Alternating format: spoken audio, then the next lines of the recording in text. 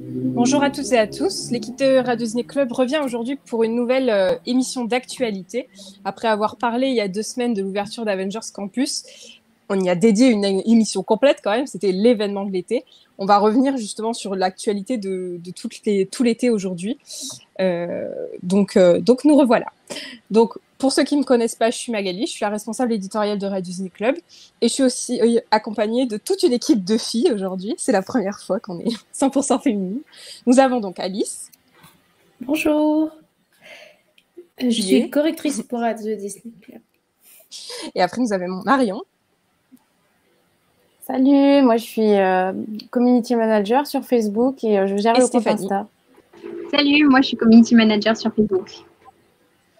Voilà, alors on va commencer ce programme chargé par parler de la série de l'été. Enfin, elle a commencé un petit peu avant l'été, en tout cas un peu avant le mois de juillet. C'est Miss Marvel, donc la série de l'été sur Disney+. Marvel a vraiment rythmé tout notre été. Hein. Clairement, vous allez le voir au fil de notre émission, on a plusieurs sujets Marvel. Et du coup, là, on a pu découvrir une toute nouvelle héroïne, Miss Marvel, qui s'appelle Kamala Khan. Et c'est une véritable origin story, c'est-à-dire qu'on découvre avec elle ses pouvoirs, ce qu'elle veut en faire, etc. Les filles, quelles ont été votre première impression un peu sur cette série Je peux commencer. Ouais, vas-y. Pour ma part, au début, ça a été difficile d'accrocher. Je sais pas si c'était plutôt sur le côté à moitié BD, moitié film. Et c'est une série. Vas-y.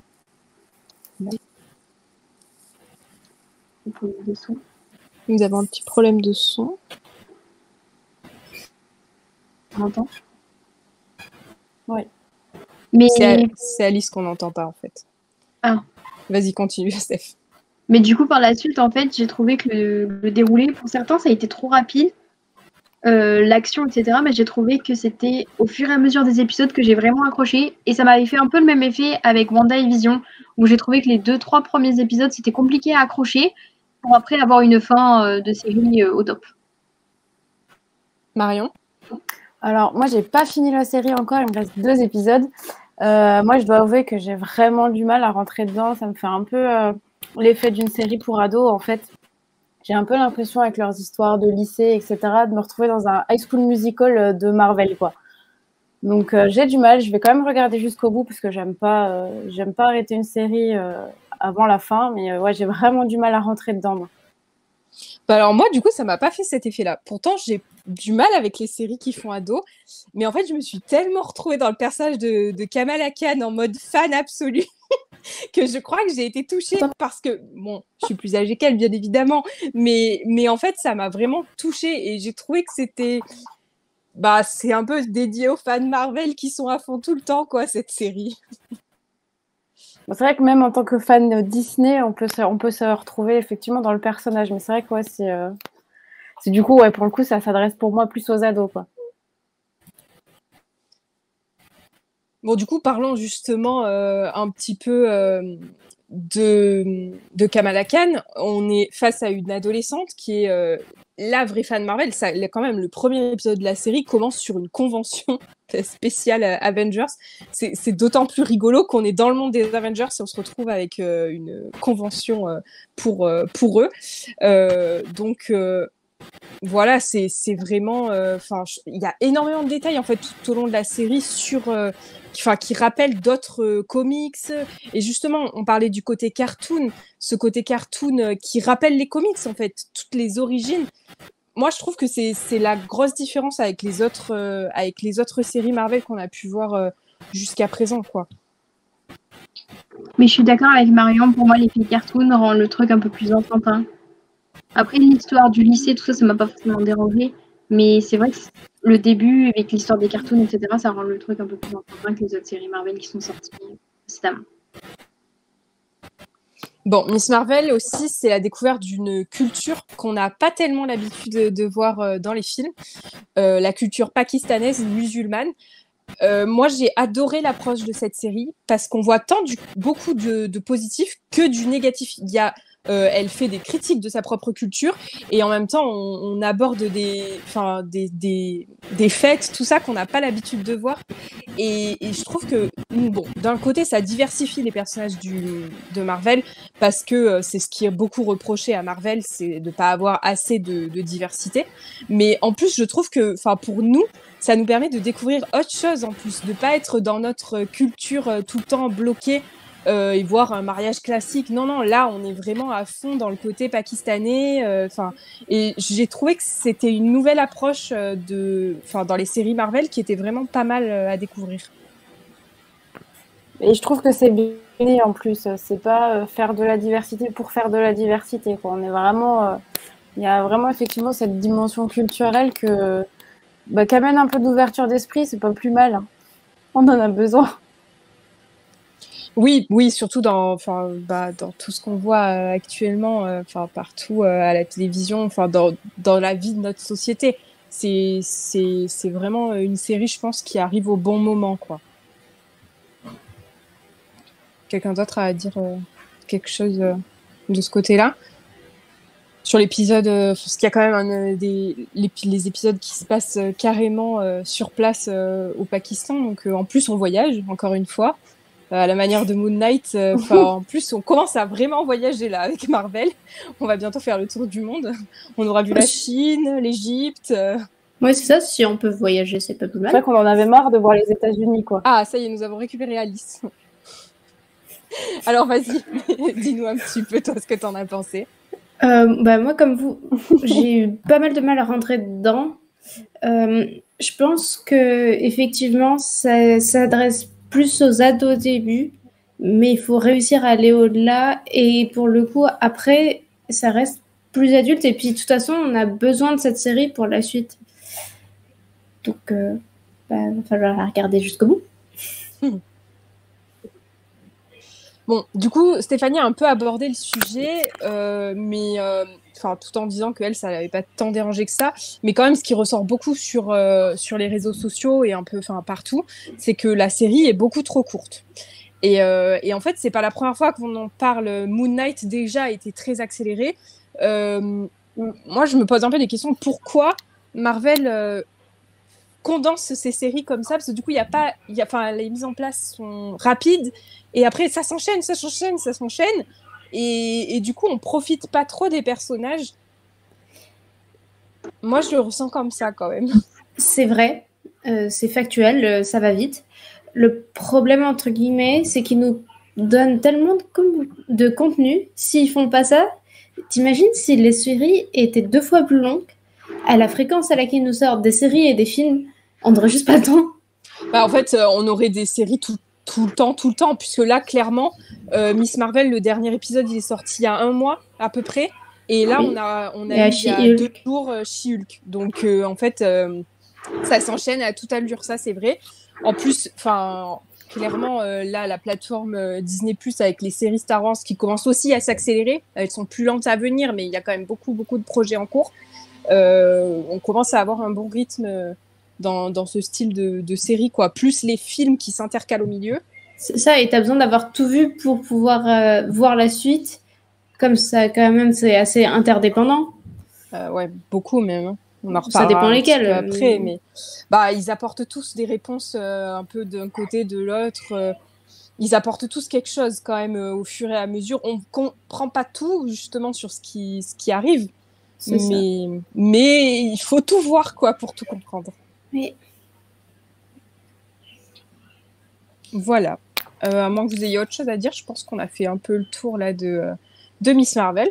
Donc, pour ceux qui nous écoutons, nous allons retrouver le personnage dans The Marvels, qui est le deuxième opus en fait des aventures de Captain Marvel, en juillet 2023. Et donc, il y aura Carol Danvers, Captain Marvel. Il y aura aussi Monica Rambeau, qui est devenue Photon, enfin, on n'a pas son nom officiel, mais dans les comics, c'est Photon, dans la série WandaVision. Donc, voilà. Ça, en plus, ça confirme qu'il faut vraiment tout voir, puisqu'on découvre les personnages de plus en plus dans les séries. on va passer à un deuxième sujet. Donc, c'est un sujet en rapport avec Disneyland Paris, puisque de plus en plus, nous avons des plats végétariens qui apparaissent à Disneyland Paris. Et au début du mois de juillet, il y a une annonce qui a été faite d'un partenariat entre les parcs et la marque Beyond Meat. Donc Beyond Meat, c'est une marque qui est spécialisée dans la production de viande végétale, donc que ce soit des steaks, des boulettes, tout ça.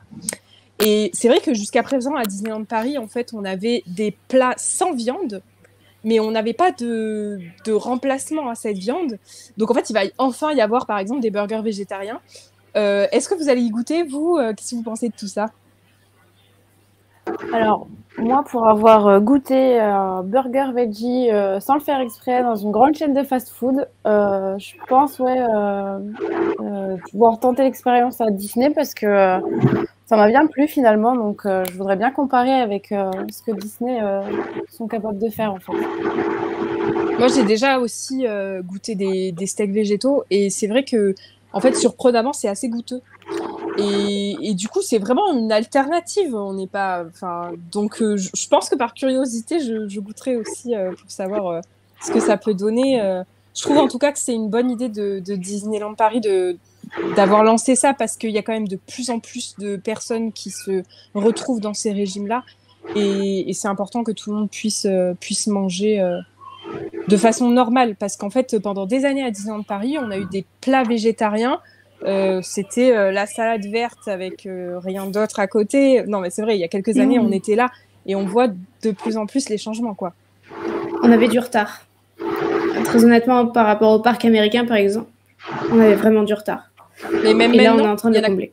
Ouais, parce qu'il y en a beaucoup dans les parcs américains, beaucoup plus. Oui, mais même chez nous, là, j'ai remarqué, t'as toujours un plat, même vegan, man. Ouais, de plus en plus. Et un vrai plat, hein, pas juste les frites, qui sont véganes, hein, mais... Ouais, alors c'est vrai que par contre, du coup, tu disais les États-Unis, je sais que dans les parcs asiatiques, par contre, les végétariens, c'est pas encore ça. Hein. Ils sont encore plus Oui, mais il faut regarder mieux, pas le moins bien. C'est ça. On se place au milieu, ce serait bien qu'on aille encore plus haut. C'est ça, on progresse, c'est bien. Et surtout qu'il y a de la demande, hein, de toute façon, maintenant, entre la conscience écologique et puis voilà, il y a plein de gens qui deviennent végétariens par conviction. Donc c'est vrai que s'ils peuvent trouver chaussures à leurs pieds dans les restaurants à Disney, c'est quand même pas mal, quoi. Surtout que, faut l'avouer, c'est vrai qu'à part les salades, il n'y avait pas grand-chose aussi qui permettait à toutes les personnes qui étaient végétariennes de pouvoir manger, entre guillemets, correctement, comme on pourrait manger un burger et des frites à côté. Donc ouais, sur ce côté-là, je trouve ça vachement bien. Et d'ailleurs, du coup, bon, c'est le seul moment où on parlera vraiment d'Avengers Campus, mais je trouve qu'il y a vraiment dans le Nouveau-Land un effort pour mettre en valeur des plats végétariens. Il y a des plats complets, je pense notamment aux nouilles, tout ça, qui ont leur version végétarienne, que ce soit du coup dans les deux restaurants ou dans les food trucks. Pour le coup, il y a un véritable choix et j'espère que ça s'étendra à tout le parc. Tous les parcs ensuite, quoi. Après, ils en ont peut-être profité, étant donné que c'était nouveau, pour pas faire un crash test, mais pour lancer et pour voir déjà comment c'était reçu par l'ensemble des personnes. Ah, on a perdu. Oui, je pense aussi que le but, c'était de tester et qu'ils vont modifier après. Mais c'est plus facile de proposer ça si c'est nouveau que de modifier l'existant. Donc, ils ont commencé par plus facile et ils ont plutôt raison. Oui, après, il y a quand même des modifications de l'existant. Alors, du coup, c'est dans les buffets plus particulièrement, parce que les buffets changent quand même souvent de nourriture. Donc, c'est les endroits où ils peuvent se permettre de facilement changer les menus ou d'ajouter des trucs sans tout bouger. Oui. Et depuis les 30 ans, justement, on voit apparaître dans les buffets plus de plats végétariens. Et en fait, la viande est vraiment séparée du reste dans les buffets. Et du coup, on peut goûter à des plats végétariens et même se mettre la viande à côté si on veut et ne pas la mettre si on est végétarien. Enfin, ça commence à arriver vraiment de partout, quoi. Je pense que le vegan est plus difficile à mettre en place, par contre, parce qu'il y a beaucoup de changements d'ingrédients en plus. Ça fait dans les buffets, typiquement, il y a du vegan. Ouais. Systématiquement, mais il y a quand même moins de Moins de t'as un propositions. plat vegan et après, t'as tout un tas de choses qui en réalité le sont. On réfléchit pas, mais typiquement, si tu prends des haricots vapeur, il y en a tout le temps quasiment, c'est vegan. Ouais. Non, mais en fait, Oui, il faut oui. réfléchir un petit peu, mais en plat préparé, ils en font toujours un qui est vraiment. En général, les dernières fois, c'était des fausses saucisses du coup, et je sais plus exactement, mais c'était vraiment un plat préparé, quoi. Et à côté de ça, en réalité, tu as toujours des options. Oui, donc on est vraiment Ouais, face à un changement. Et si on est vegan et qu'il faut aller mettre le budget pour aller dans les buffets pour manger, Alors, il y a certains restaurants qui ont la mention vegan sur quelques trucs, mais c'est encore, c'est c'est minime. encore rare. Oui. Non, mais c'est pour ça que sur les fast-foods, c'est super important, toi. Et on l'avait pas. Bon, parfait, je pense qu'on a fait le tour. Donc, on va passer à un des prochains films qui sortira par la Walt Disney Company. C'est un film sur la princesse au petit pois. Donc, ça a été annoncé fin juillet. Donc, La princesse au petit pois, c'est un conte d'Hans Christian Andersen, à qui l'on doit des contes plus que connus, mondialement connus. Le film ne portera pas du tout ce nom, puisque il s'appellera Pénélope. Donc, on peut supposer que ce sera le prénom de l'héroïne. On ne sait pas si ce sera un film d'animation ou live action. C'est un peu la question, même si, vu comme c'est présenté, je pencherais plutôt sur un film d'animation. Mais en tout cas, c'est la première adaptation d'un conte comme ça depuis La princesse et la grenouille. Est-ce qu'on est face un peu à un retour aux sources pour Disney qui s'était éloigné un peu des contes de fées, qui est sa matière première, pour aller vers des contes, des histoires plus modernes? Est-ce qu'on retournerait un peu aux sources chez Disney actuellement? Aujourd'hui, il y a une vraie demande des fans de retourner justement aux sources et sur les contes. Où on voit sur Facebook, souvent dans nos commentaires, etc. C'est la recherche de ça, de ce côté un petit peu conte de fées, la magie. Et, aujourd'hui, ça manque. Donc, un film d'animation sur un vieux conte, ça serait vraiment le bienvenu. Quelqu'un d'autre Je suis très, très d'accord. Oui, mais alors ce conte, pour moi, il a quand même plusieurs problèmes. Il est vide. Et il a des problèmes majeurs. D'abord, C'est pas le bon. Il est effectivement très court. Il n'y a pas de développement, il n'y a pas de méchant, il n'y a pas de morale. En fait, il n'y a rien dans ce conte. Alors, pour rappeler l'histoire, pour ceux qui ne le connaîtraient pas ou qui s'en souviendraient pas, parce que ça fait trop longtemps qu'ils l'ont pas lu, c'est une belle-mère qui refuse absolument toutes les jeunes filles à son prince chéri de fils et qui trouve finalement la femme parfaite parce que la princesse n'a pas pu dormir de la nuit à cause d'un petit pois sous une dizaine de matelas. Voilà, je caricature, enfin, je crois même pas. Non, c'est pas loin de la vérité. C'est le problème, je caricature même pas. Et franchement, on est très loin de l'ambiance féministe actuelle et Disney va pas pouvoir sortir ça. C'est pas possible. Va falloir broder un petit peu autour. Hein. Non, mais même, de toute façon, ça fait un film de 5 minutes. Hein. Oui. Dans tous les cas, ça fait un film beaucoup trop court. Rien que sur le côté féministe, je trouve qu'il y a beaucoup à faire. Oui. Sans compter le côté où il n'y a rien d'autre dans le conte, même de ce côté-là, il n'y a personne qui va accepter à notre époque que la belle-mère elle soit trop contente à cause de ça. Après, Disney s'est quand même toujours réapproprié un peu les histoires, donc des contes qui existaient déjà. Donc là, ils vont le faire pour faire une vraie histoire, pas seulement Mais la bien sûr, belle-mère. même énormément. Hein. Après, la belle-mère a toujours eu un rôle super important dans Disney. Que ce soit Cendrillon, Ouais. bon, c'est Mais pas là, elle n'a pas le droit d'être méchante. Hein. c'est la mère, etc.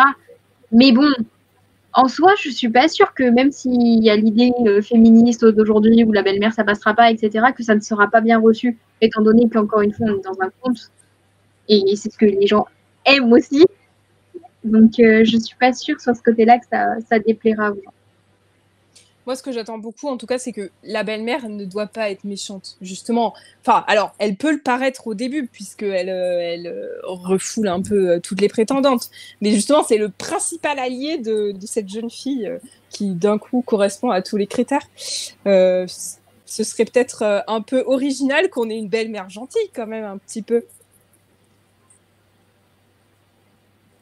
Ça, c'est clair que ça changerait, oui. Ce serait original. Trop original peut-être. Les gens se retrouveraient pas dans le dans le personnage. Mais que fait Disney? Bon. Oui, en plus, de toute façon, le conte a pas de méchant. En tout cas, ils ont une large marge créative, hein, parce que de toute façon... Ah oui, bah oui, ce conte n'a rien, donc je sais même pas comment ils peuvent se baser sur ce conte. On va juste avoir à un moment donné une jeune fille qui dort dans un lit avec un petit poids de sous, mais c'est tout ce qu'on peut avoir. Après, ils sont toujours très éloignés des histoires de base, hein. Oui, ils sont beaucoup plus positifs déjà, en général. Oui, mais même, ils transforment énormément.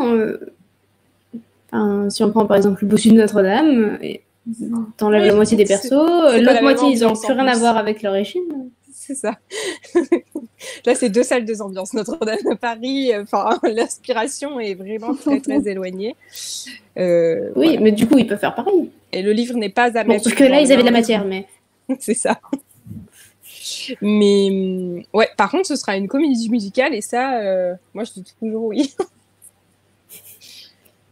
Surtout si c'est animé.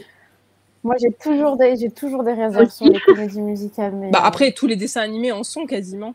Oui. Sur un animé, ouais, ça passe pas pareil, je trouve, que sur un film. Donc, à voir si c'est comme Into the Wood. Non, mais Into the Wood, c'est un particulier. Mais là, on est sur un conte, vraiment. Et je sais pas, moi, la façon dont c'était présenté, même si c'était pas dit, j'aurais plus penché sur de l'animation, même si l'équipe de production est plutôt film live. Ouais, le fait que tout le monde ait dit que c'était la première adaptation de conte depuis La Princesse et la Grenouille, tout ça. Enfin, je pense que c'est... Et je pense qu'un bon film d'animation, ça ferait du bien à Disney, parce que bon, les live action, on en voit quand même beaucoup. Et on est tous, je pense, tous les fans en demande d'un vrai dessin animé, d'un pur classique, comme on a tous connu quand on était petits, quoi. On a quand même Encanto, faut pas l'oublier. Oui. Ouais, mais il fait pas conte de fées, tu vois, pour moi. C'est une belle histoire, mais c'est pas un conte de fées. T'as pas la princesse, le prince. Ouais, voilà. Ouais, mais la princesse, on manque de méchants emblématiques aussi. Ouais, ça par contre, je suis d'accord. Ça aussi, c'est beaucoup en demande. Il nous faut un méchant. Il y a beaucoup de commentaires sur les méchants, etc., qui reveulent des méchants, des vrais méchants. Ouais, c'est vrai que ça fait un moment qu'on n'a pas eu de méchants, que ce soit dans Pixar ou Disney, même si Pixar a plus l'habitude de pas en mettre. Oui. Mais chez Disney, ça fait un moment qu'on n'a pas eu de... Raya en avait un, mais c'était une entité plus qu'autre chose, quoi. Donc, c'est vrai qu'un vrai méchant, ça serait... Pareil pour Vaiana. Ouais, Vaiana, c'est même encore pire, puisque l'entité elle est devenue mauvaise, mais elle n'est pas vraiment mauvaise à la base. Non, mais tu parlais de la princesse et la grenouille, et je crois qu'on n'est pas loin du dernier méchant emblématique. C'est vrai. Ouais, Facilier.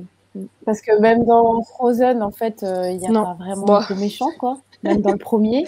Si, il y a un petit peu. Voilà. Ouais, mais un petit peu, tu vois.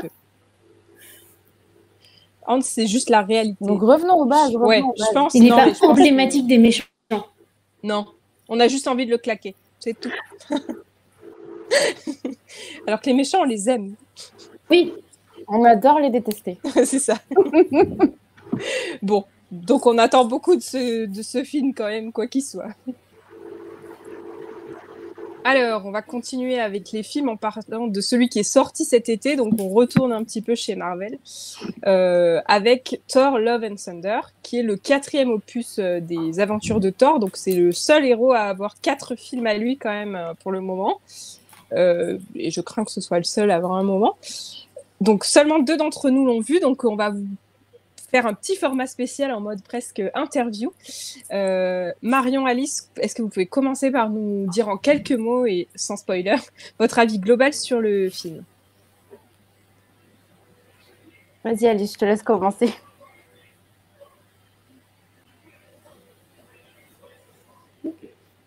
Bon, on n'entend pas. Ok.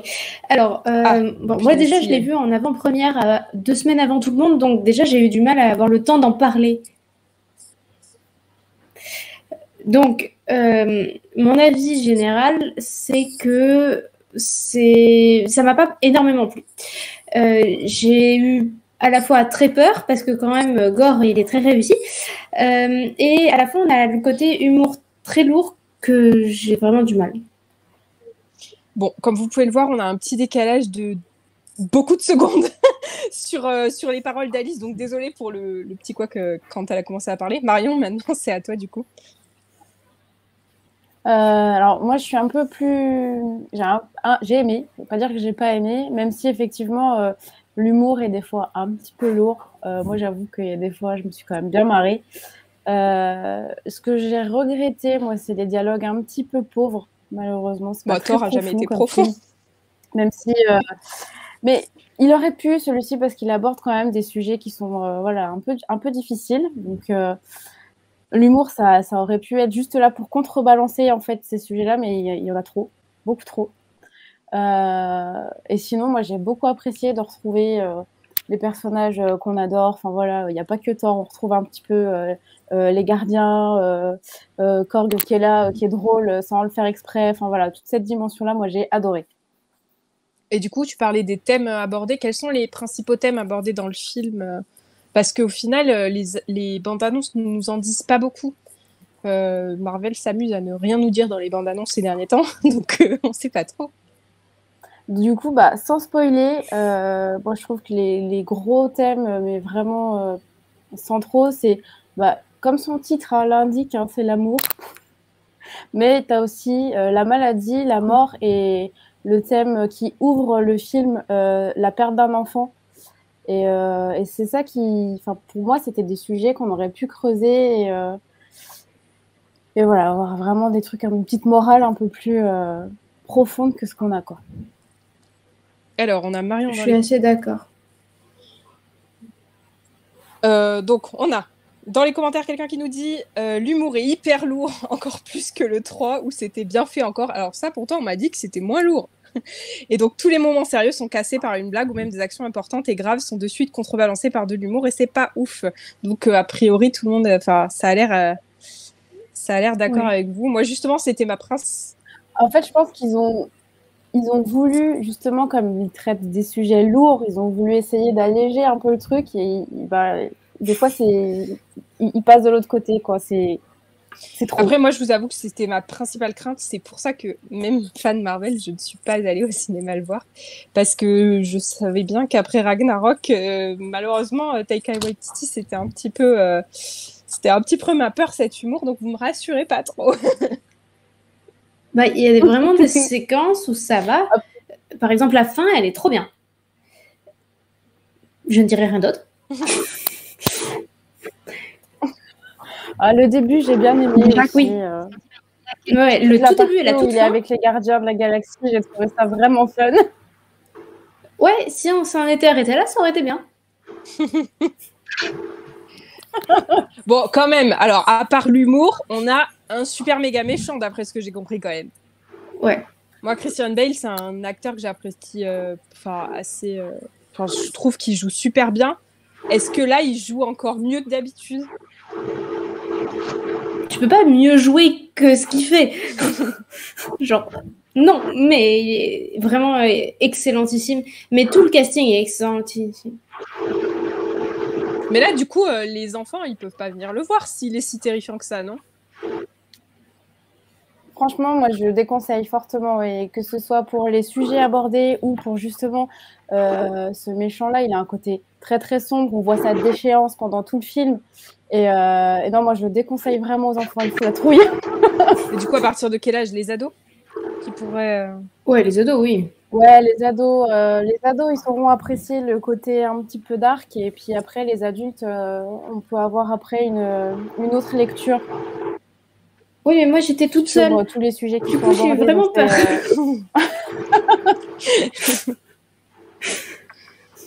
Bon, du coup, ce film, c'est aussi le retour de Nathalie Portman. Alors, elle qui ne voulait plus du tout entendre parler de blockbuster parce qu'elle a été absolument traumatisée par son tournage sur fond vert. C'est ce qu'elle disait il y a quelques années. Est-ce que là, elle revient au top de sa forme ? Franchement, ouais. Après, du coup, en fait, Ouais, moi, je l'ai trouvé très, très bonne. Bon, après, c'est le clairement, timing. c'est les sujets abordés qui l'ont fait revenir, a priori, hein, puisque Oui. bon, c'est son personnage qui est quand même assez central. Oui. Mais C'est ça. Bah, puis il y a tout, enfin, on peut pas en dire trop sans spoiler, mais c'est vrai que son personnage, il a du coup deux faces complètement opposées et honnêtement, elle a fait enfin, sur le travail, alors, bon, il y a les maquilleurs, il y a tout ça, mais ils ont fait un boulot, elle est fantastique. oui, parce que du coup, dans les images promotionnelles, on ne nous montre qu'un côté, Ouais. le bon côté. Donc bon. Mais oui. On verra. Mais justement, le casting est excellent. Tout le monde joue super bien. C'est très impressionnant. Puis il y a Valkyrie aussi, du coup. Oui. Ok, bon, je pense qu'on a fait un peu le tour pour. Sinon, on risque de spoiler un peu le film. Non, mais juste, fun fact, Bah, c'est ça. il y a des enfants d'acteurs qui jouent. Et Ah oui. notamment, dans le tout début, il y a une petite fille. Et bah, c'est la fille de Thor. C'est la fille de l'acteur. Et voilà. Et elle Ouais, joue je crois super bien. qu'il y a son fils aussi, non? Oui, il y a son fils qui joue lui petit. Trop bien. C'est Et l'avantage il y a- d'avoir papa acteur. Bah, en fait, il y a Comment plein dire, d'enfants. l'image De famille. Ouais, il y a plein d'enfants dans ce film. Et tous, c'est des enfants de soit d'acteurs, soit de la production, en fait. D'accord. Mais c'est cool parce qu'ils jouent bien. Ils ont des super coachs, Et faut puis, dire. Ils ont des gènes. Si on peut finir sur une note très très positive, moi j'ai adoré, Alice, je sais pas ce que toi t'en as pensé, mais les effets visuels, en particulier le passage, enfin juste avant la fin, je sais pas si on peut trop dire ce qui se passe sans spoiler, mais Non, mais je suis d'accord. tout un passage en noir et blanc qui est juste oufissime. En noir et blanc. Ah oui. Ouais, en noir et blanc. On a Ouais, l'image c'est là assez, à droite. ouais, c'est très bah, Ouais, non, et ça participe vraiment tellement à l'ambiance, c'est très très réussi. Ah, mais moi je pensais que c'était Ouais. juste son costume qui faisait qu'il était en noir et blanc. Oui, mais regarde le fond derrière. Oui, C'est et noir. noir. Bah, il y a son D'accord, ouais. costume, mais en fait, oui, tu as tout un passage où tout est en noir et blanc. D'accord. Je- Et c'est assez impressionnant. Ça Il faut participe aller à faire voir peur. pour s'en rendre compte. Oui, Bon, et ça on pour va le coup, le je voir, pense on que va ça le rend voir. beaucoup mieux au cinéma. Pour le coup, puisque du coup, comme on est dans une salle noire, je pense que pour le coup, cette séquence-là, elle vaut le détour au cinéma. Bon, du Oui, coup, si vous le conseil, regardez éteignez chez vous, faut toutes se mettre les... dans l'ambiance. Voilà, quoi. éteignez toutes les lumières. C'est C'est ça. ça. Le son à fond pour bien avoir peur. Et... Un doudou et un chocolat chaud.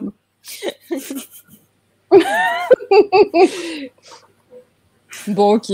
Allez, parfait pour ce film. Alors, on va finir par aller le voir. Alors, sujet suivant. Nous allons partir du côté de Disney+, puisque nous avons récemment eu la grande nouvelle de l'arrivée des publicités sur la plateforme. C'est Disney+ qui va ouvrir la marche, mais par contre, on sait très bien que les autres vont suivre, hein, c'est sûr et certain. C'est pas annoncé officiellement en France, donc ça arrivera aux États-Unis à la fin de l'année. C'est pas annoncé ailleurs, mais quand même, ça nous fait nous poser quelques questions. Donc le principe aux États-Unis, c'est que pour le prix actuel d'abonnement, il va y avoir des publicités et il faudra payer plus cher pour avoir l'offre actuelle sans publicité. Initialement, ils avaient dit que c'était pour augmenter leur nombre d'abonnés, sauf qu'avec une augmentation des prix et des publicités, c'est clairement pas ce qui va se passer. Donc j'ai un peu de mal à comprendre le côté marketing de cette histoire. C'est... Pourquoi ? Parce que, en fait, ils ont donné le prix d'appel de la plateforme qui n'était pas très très cher en soi et qu'ils veulent essayer de faire augmenter le prix parce que de toute façon ils avaient annoncé, hein, on le savait tous que les prix allaient augmenter. Ça a déjà augmenté. Non, ça a déjà augmenté et le problème c'est que par rapport aux autres, ils sont pas encore au même niveau. Donc ça a augmenté une première fois, ça réaugmente encore une fois, mais ce qu'ils veulent essayer de faire, c'est ok, on vous le laisse au même prix, mais par contre on vous met des pubs en plus. Après, c'est qui tout double. C'est est-ce que tu as envie de payer plus, être tranquille pour pouvoir regarder tes séries très bien. Mais bon, après, quand tu regardes sur TF1, M6 ou peu importe les séries à la télé, on a toujours 20 minutes de pub dans les Oui, mais moi, c'est ce que j'aimais avec les plateformes de streaming. C'est que justement, il n'y a pas de pub. Il faudra payer plus. C'est un coup de marketing. C'est-à-dire que tu veux payer plus, vas-y. Enfin, tu veux être tranquille, paye plus. Parce que le truc, c'est qu'il y en a plein qui vont le faire. Donc, ils seront toujours mais il y gagnants. en a qui le feront peut-être pas. Et qui ne voudront peut-être pas des pubs quand même. Je pense que au niveau de la proportion de personnes qui vont acheter, on va dire, le forfait plus pour pas avoir de pub, et ceux qui vont se désabonner, il est plus important ceux qui font dans le forfait. Ça a été calculé, sinon ils ne le lanceraient pas. Je sais pas, parce que justement, on voit chez Netflix que ça, ils l'ont pas encore lancé, ils en ont à peine parlé. Mais par contre, ces dernières semaines, mois, ils perdent des abonnés à gogo. Est-ce qu'il va pas se passer la même chose chez Disney+? Je pense pas. Enfin, disons que je pense que ok pour les pubs, mais il faut augmenter le contenu. C'est ce que j'allais dire, moi. Ok pour les pubs, mais pour me faire rester, il va falloir de la nouveauté, hein, parce que ok, avoir Disney+ pour regarder les vieux Disney, c'est top, hein, mais j'ai pas envie de payer, d'avoir de la pub pendant. Enfin, voilà, mon film il dure 2 heures, j'ai pas envie d'avoir 2 coupures pub. Oui, puis c'est annoncé des grosses coupures. Hein. Même moi, en tant que. C'est 5 minutes par heure. Ouais, voilà, je crois que c'est 1 minute. C'est 5 minutes par heure. C'est énorme. Comme à la télé, quoi. Mais par contre. Donc en fait, vas-y. La seule différence que tu auras entre regarder ton film à la télé ou regarder ton film sur ta plateforme, c'est de l'avoir à la demande, quoi. Ouais, mais justement. C'est plus du streaming, c'est de la vidéo à la demande, quoi. Ouais, puis, moi, avec une telle augmentation de prix, je pense qu'il va falloir qu'ils mettent plus de contenus originaux. Parce que là, on n'a pas toutes les semaines du gros contenu original. On a quand même rarement des films. Là, le dernier film sur la plateforme, c'est un film Star, qui est clairement pas à la portée de tous. Donc c'est Prey, le préquel de Predator, qui est génial, hein, en passant, mais par contre, il n'est pas adapté aux enfants. Et en série, on est quand même... on a du Marvel, on a du Star Wars, mais le reste, on est un peu à la ramasse, je trouve, sur Disney+, côté nouveauté, quoi. Et augmenter des prix alors qu'on n'a pas plus de nouveautés, moyen. Disons que je pense qu'ils n'ont pas encore réussi à faire ce que Netflix a fait avec leurs grosses séries. C'est-à-dire La Casa de Papel, des grosses séries vraiment qui font sensation. Et je pense que c'est ce qui leur manque pour le moment. Parce que oui, bon, ils sortent la série High School Musical, c'est sympa pour ceux qui ont déjà vu High School Musical, il y a des séries Marvel, mais ça touche quand même un public très ciblé, qui n'est pas à la portée de tous, mais un peu quand même. C'est pas une nouveauté. C'est ça. Ça intéresse pas tout le monde, ouais. On manque de contenu adulte. Alors oui, on commence à en avoir avec Star, mais en vrai, on n'a pas de grosses séries, un peu comme Game of Thrones, tout ça, c'est ce qu'on disait, on n'a pas de grosses nouveautés. Et en fait, dans les annonces qui arrivent, alors on a Percy Jackson, mais c'est des gosses de 13 ans. Donc, ce sera pas pour les adultes non plus. Et en fait, je sais pas si on va avoir de grosses séries dans les années à venir, quoi. Alors, il y en a une qui est annoncée, mais qui a été annoncée, mais on n'a jamais eu plus de nouvelles. C'est... alors, moi, j'ai le nom en anglais, mais pas en français. Il faut que je le trouve. Qui est annoncée justement comme la Game of Thrones. Alors, Un palais d'épines et de roses. Donc, c'est des romans adultes qui sont fantastiques dans un univers d'heroic fantasy, donc avec pas mal de politique, tout ça. Donc, c'est vrai que ça pourrait se rapprocher de Game of Thrones. Mais voilà, c'est la seule piste qu'on peut avoir sur des grosses séries adultes actuellement pour le futur Disney+, quoi. Après, peut-être qu'ils misent sur le fait que il y a quand même de grosses séries qui sont... il y a tous les Grey's Anatomy, il y a tous les scandales, il y a Desperate. Mais c'est vieux. Oui, c'est vieux. C'est pas de l'original. Ils jouent pas sur la nouveauté, mais sur vraiment toutes les séries anciennes. Ouais, alors, typiquement, je serais prête à payer plus pour ne pas avoir les pubs. Typiquement, je paye YouTube Premium. Donc, personnellement, je serais prête à payer plus. Et comme je suis pas du tout trop série, qu'il n'y ait pas de nouvelle série, ça me pose pas de problème. Donc, je me dis qu'il y a forcément d'autres gens comme moi. La question, c'est quel pourcentage? Oui, et ça, on le saura jamais. Non. Enfin, eux, Mais, ils le savent peut-être. Ouais. Bon, voilà. Quelqu'un a quelque chose à rajouter? Parce que bon, clairement, enfin, moi, je garderai mon abonnement Disney+, mais... Oui, mais nous, on est des fans, donc c'est... On est hors catégorie. On va dire que ça compte pas, mais voilà, c'est... Non, après, les gens, ils ont quand même une relation assez schizophrène, je trouve, avec Disney+, dans le sens où ils mettent du contenu pour adultes, ben, on va dire, c'est pas du Disney, Disney c'est pour les enfants, il nous faut du contenu pour les enfants. Et puis quand on met du contenu pour les enfants, et ben, ces mêmes gens, ils vont dire oui, mais du coup, moi, quel intérêt j'ai à rester abonné à Disney+, parce qu'il y a que du contenu pour les enfants. Donc, c'est pas facile, je pense, pour eux aussi de trouver leur public. Je pense que contrairement à un Netflix ou même Amazon Prime, je pense que Disney+ n'a pas encore trouvé son panel. Mais alors, ce qui est rigolo, justement, c'est que le cas unique dans son genre, c'est qui est arrivé très récemment, justement, c'est Prey. Alors, qui aux États-Unis est arrivé sur la plateforme Hulu, qui est leur version adulte de Disney+, donc, alors que nous, on l'a directement sur Disney+. Mais quand même, ce film fait énormément de bruit. Et c'est le premier film vraiment adulte comme ça, qui fait du bruit. Et peut-être que ça va un peu faire pencher la balance, parce que justement, enfin, on entend que c'est le meilleur Predator depuis l'original. Enfin, donc, on peut croiser les doigts et se dire qu'on est sur la bonne pente quand même. Bah, ils testent des choses au moins. Ils cherchent, ils essayent. Et puis, ils ont quand même énormément d'abonnements. Toujours, les gens restent abonnés. Oui, oui, oui. Bah, ils ont dépassé Netflix. Avec l'ensemble des plateformes, c'est-à-dire Hulu, ouais. Disney+, et ESPN, qui est le sport aux États-Unis. Mais effectivement, dans sa globalité, ils ont maintenant plus d'abonnés que Netflix. Donc, c'est et ils sont sur la pente ascendante. Oui. Alors que les autres sont sur la pente descendante. Donc bon, Disney+ a un bel avenir devant soi, je pense. Oui. Et nos portefeuilles même avec moins. de la pub. Mais justement, on va continuer en partie avec Disney+ pour le sujet d'après, puisque en début d'été, il y a eu la San Diego Comic-Con, donc c'est la convention des super-héros aux États-Unis, vraiment énorme. Enfin, je dis des super-héros, mais en fait, il y a de la science-fiction aussi. Enfin, il y a beaucoup de choses qui sont annoncées pendant cette convention. Et là, Marvel nous a offert des news à ne plus savoir quoi en faire, quoi. On peut pas tous vous les lister, ça sert à rien. On vous ferait une liste de dates et de noms de films, c'est totalement inintéressant. Mais on va discuter un peu sur les gros trucs qui ont été annoncés.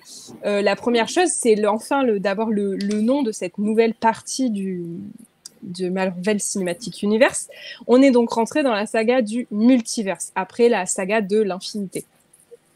Donc, on aura des séries et des films. On commence à voir ce multiverse, de plus en plus, il apparaît de façon de plus en plus récurrente dans les différentes productions. Qu'en pensez-vous, vous, de ce multiverse? Parce que je sais qu'il y a des gens qui sont pas très fans de cet aspect-là de Marvel, de changer d'univers, tout ça. Il y a du pour et du contre. Qui est pour, qui est contre? Qui est pour? Qui aime bien? Ah, en bas. Et qui est contre? Je suis pas vraiment contre. Ouais. Alors, moi, je ne vais pas dire que je suis contre. Ouais, voilà. J'y vois des aspects positifs quand même au multivers. Bah, allez-y, commencez. Vous avez le contre. Ouais, je sais pourquoi?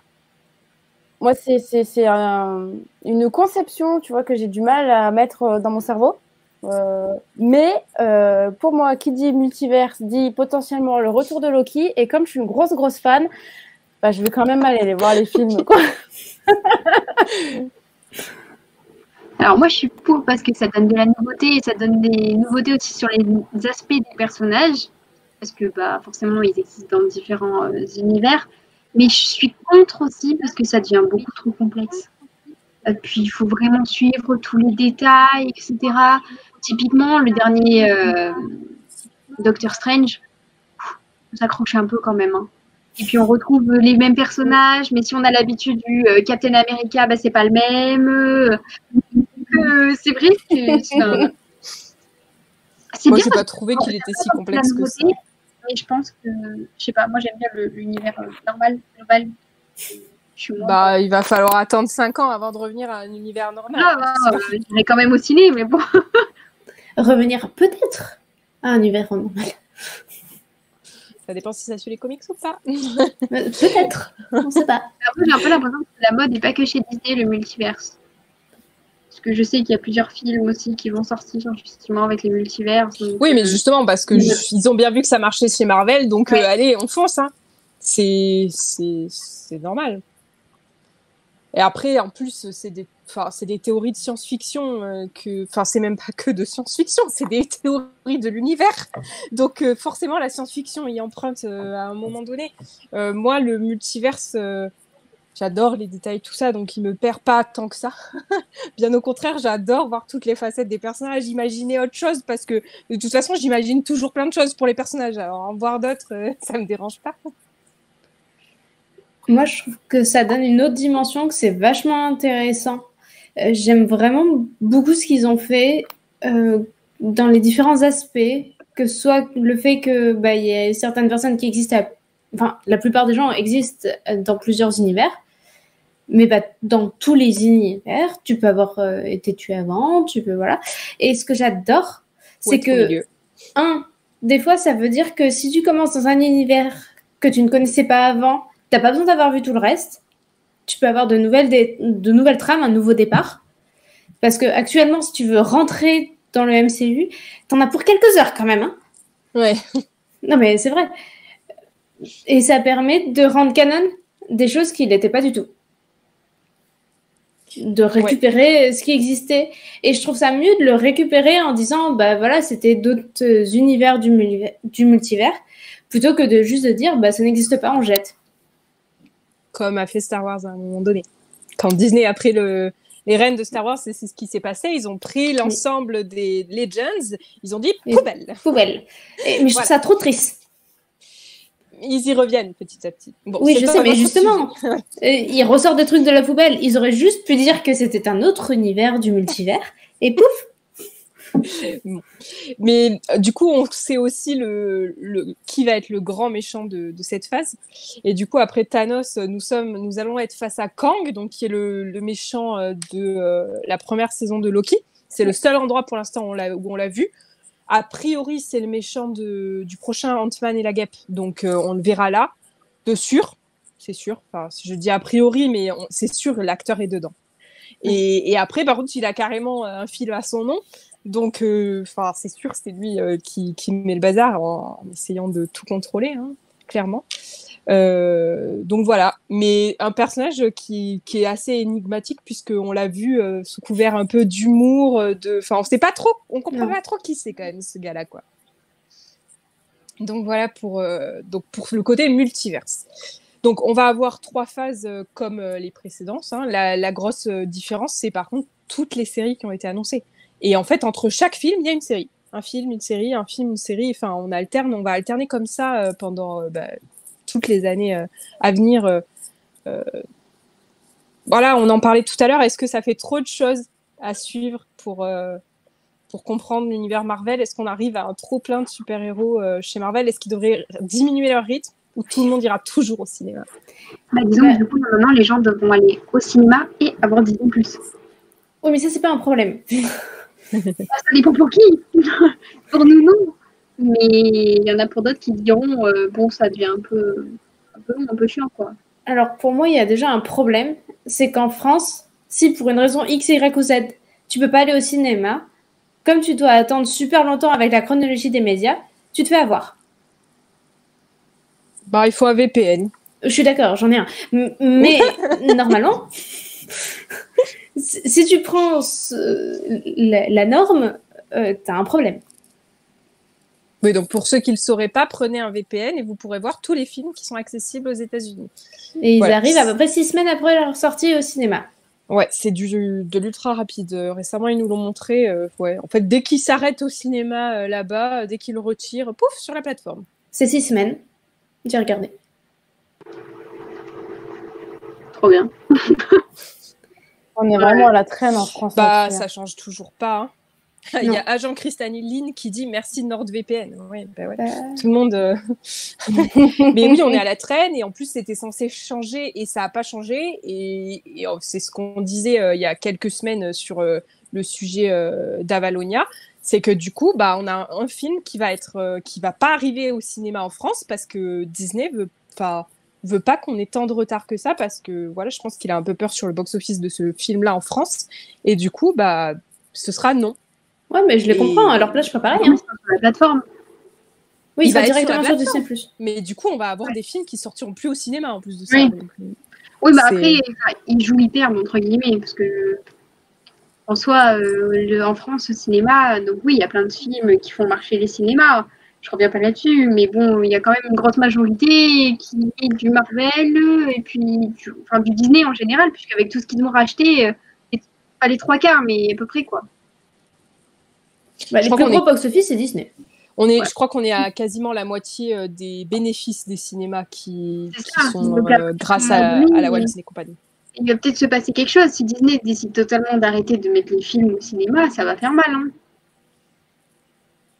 Bon, a priori, ce Peut-être sera que pas le le but, cas de justement, Marvel. c'est de les faire réagir, de faire réagir la loi française, quoi. Ce serait bien. Ouais. En tout cas, pour l'instant, c'est pas fait. Oui, mais Enfin, à la place voilà. de Disney, je ferais pareil. Bon, du coup, ça a fait beaucoup de choses à suivre chez Marvel. Ça, c'est sûr. Et puis, on a enfin eu la confirmation du retour de l'équipe des Avengers. Alors, on sait qu'elle ressemblera pas du tout à l'ancienne équipe, puisqu'on a quand même beaucoup de morts à la retraite. Enfin, voilà. Donc, ça va être extrêmement remanié. Qui vous attendez-vous à l'intérieur? Spider-Man. Oh, bah, oui, il était déjà. Oui, mais du coup, il va devenir un peu le mentor des autres. Et actuellement, je le vois pas comme un mentor. Hein. Non, moi non plus. mais il va l'être par défaut, en fait. Ah non, il reste quand même des gens un peu plus âgés. Pas beaucoup. Hulk. Thor. Ant-Man. Ouais. Thor. Non, Thor, non. Thor, je le vois pas dans les Avengers, les prochains. Je sais pas pourquoi. Après, il y a tous les Gardiens de la Galaxie aussi.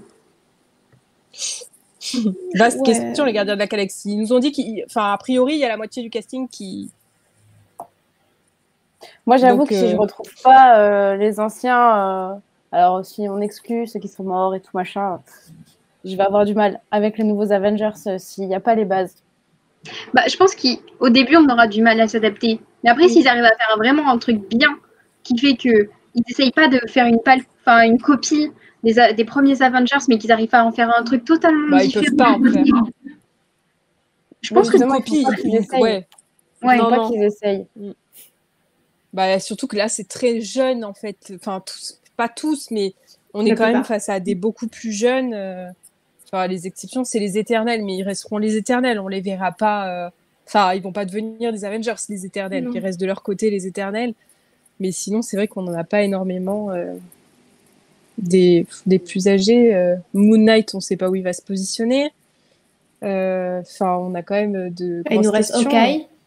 Hawkeye, Hulk. On a perdu Black Panther, malheureusement, donc ça va être un jeune, forcément. Il y a que Ant-Man, mais Ant-Man, c'est un clown. Oui. Donc, il va C'est pas un gérer les mentor, hein. Avengers, quand même. Même Spider-Man me semble plus convaincant comme mentor que Ant-Man. C'est tout dire.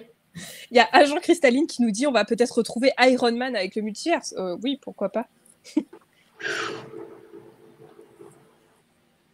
Enfin, vu le Doctor Strange qu'on a retrouvé dans le multiverse, dans le dernier Doctor Strange, ça fait pas rêver. Hein. Bah après, ils peuvent faire revenir tout le monde avec le multiverse. Mais je pense pas que ce soit le but. Enfin, c'est pas le but de la saga, là. Justement, le but, c'était de renouveler l'équipe et de passer à autre chose. Bah, on aura un Captain America. Oui. Donc la version de Falcon, hein, donc qu'on va en plus découvrir avant dans son propre film, qui a enfin été officialisé. Donc on va le voir avant on va le retrouver assez prochainement. Je me rappelle plus exactement la date, mais c'est dans pas très très longtemps, quoi. Enfin, façon de parler avec le Marvel Cinematic Universe, mais c'est en mai 2024. Voilà, 2 ans. Dans 2 ans, on aura le nouveau Captain America.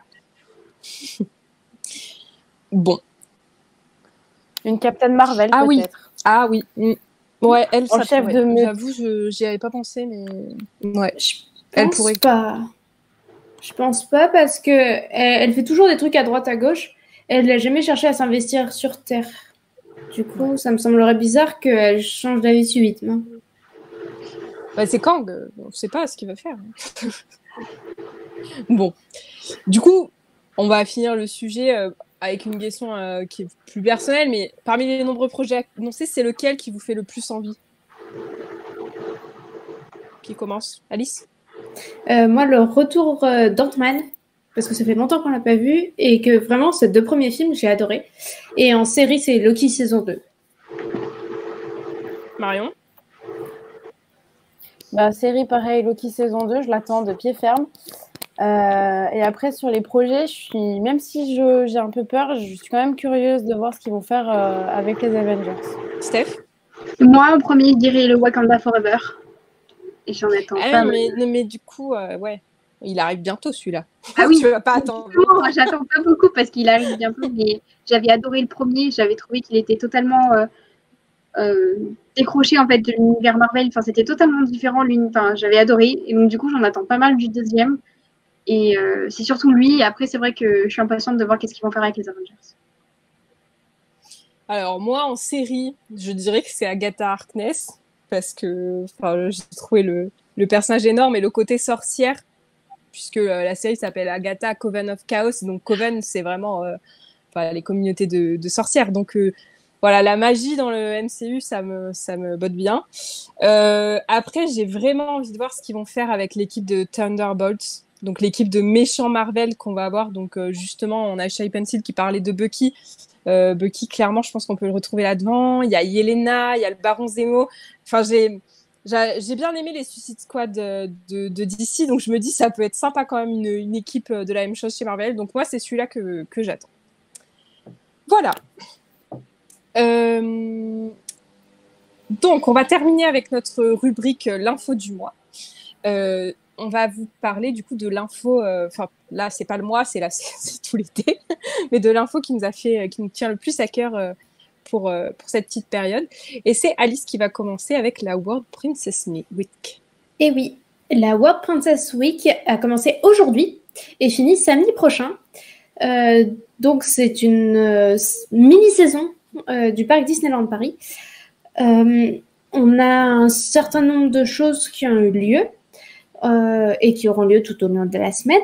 On a des princesses sur le parc que l'on peut rencontrer facilement, même au-delà du pavillon des princesses, ce qui est quand même plutôt pratique parce que cette semaine, il a annoncé 210 minutes d'attente quand même, donc pour voir une princesse, c'était un peu compliqué.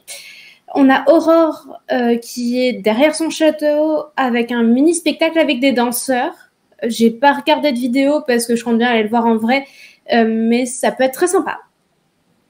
Il y a une balade de Anna et Elsa en calèche sur la route de la parade. Et il y a des cartes à collectionner. Voilà, on peut aller récupérer des cartes en boutique notamment, au poids photo aussi, si j'ai bien compris. Elles sont super jolies, ça pour le coup, j'ai vu passer des photos sur Internet et elles sont trop belles. Et donc, c'est des cartes à collectionner, je sais pas combien il y en a, a priori une par princesse. Ah, et il y a des Magic Shot aussi, notamment avec Raya. Raya a été annoncée comme étant officiellement une Disney princesse, même si elle n'est pas princesse. De l'année. Mais oui, ça a été annoncé hier ou aujourd'hui, je sais plus. Bah, elle est la fille d'un chef de village. C'est comme Mulan, elle n'est pas princesse non plus. Oui, mais Mulan, elle n'est pas Disney princesse.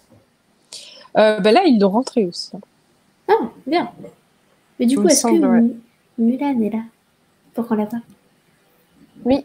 Oui, ils l'ont annoncé sur le 2. Elle a été vue aujourd'hui. Ouais. C'est elle qui faisait le tout début de la parade avec Vaiana. Ah, c'est bien. C'est ça. Moi, je trouve dommage que ça soit qu'une semaine.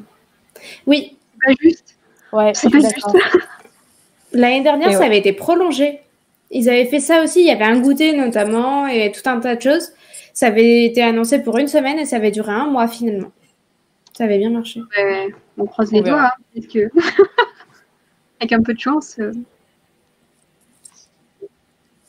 Bah, ça a l'air d'avoir bien marché aujourd'hui. En tout cas, il y avait beaucoup de monde sur le parc et notamment sur le petit show de Aurore derrière le château, c'était très, Ouais. très, très chargé. Après, c'est pas de la nouveauté, ce spectacle. Enfin, je sais pas après la danse, etc. Mais bon, le spectacle devant le château de Aurore, de Prince, ça existait déjà avant. Ça fait plusieurs années. Hein, parce que... Oui, ça fait longtemps. Je parle d'il y a longtemps, mais Oui, non, mais ils peuvent dépoussiérer des choses, c'est bien aussi. Hein. Non, mais ça serait bien que nos princesses Ah, elles plus soient présente. accessibles plus souvent. Bon, on passe à l'info suivante. Maintenant, c'est Marion qui va nous présenter Je s'appelle Groot, l'une des nouvelles séries de Disney+.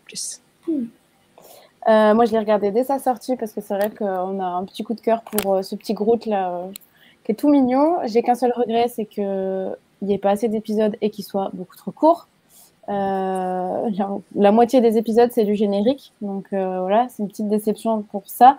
Mais sinon, vraiment, on rigole, on en apprend plus sur lui, sur son origine, un petit peu, comment il a grandi, etc. Donc voilà, c'est tout mignon, ça prend pas longtemps à regarder. Donc nous, on a adoré. Ok, et du coup, c'est moi qui finis avec un spectacle de l'autre côté de la planète, pour le coup, puisqu'on a eu des nouvelles du spectacle Believe Sea of Dreams à Tokyo Disney-Sea. Donc, Tokyo Disney-Sea, la particularité de ce parc, c'est que c'est pas des landes, c'est des véritables ports. Et le port principal, qui est le port méditerranéen, oulala, bon, c'est le port de la Méditerranée, je vais pas réussir à le dire en anglais, je crois, et qui est basé du coup sur un port très italien, va accueillir un tout nouveau spectacle donc, qui se joue à la fois sur l'eau, avec des chars flottants où on trouve les personnages, et ils vont à la fois projeter sur tout le port des projections. On peut le voir sur l'image d'illustration. On voit à la fois du coup les projections sur les murs des bâtiments qui appartiennent à la fois au parc et à un hôtel. Et donc, toute cette magie aussi sur l'eau, je pense que ça va être un spectacle complètement incroyable. Il y a des dizaines de personnages qui ont été annoncés. Donc, tout le monde avait peur parce que ça remplace Fantasmique, qui était un spectacle qui était absolument magnifique, qui est à voir une fois dans sa vie, je pense. Et du coup, je pense qu'ils ont placé la barotte avec ce nouveau show. Donc voilà, on a fini avec cette émission. Merci les filles d'être venues participer. Pour les semaines à venir, s'il y a un week-end à suivre, c'est début septembre pour les fans Disney, puisqu'on a le jeudi 8 septembre la Disney Plus Day, donc avec la sortie de très nombreux programmes sur la plateforme. Et ça suit pendant 3 jours la convention D23, qui est la convention des fans Disney, la convention officielle Disney, pendant laquelle on sait qu'il va y avoir énormément d'annonces de tous les côtés, dans tous les studios. Donc voilà. On vous retrouvera d'ailleurs après ces 4 jours de folie pour en discuter. On n'a pas encore exactement la date, mais on sera là. Voilà, bonne soirée à tous. Bonne soirée. Bonne soirée.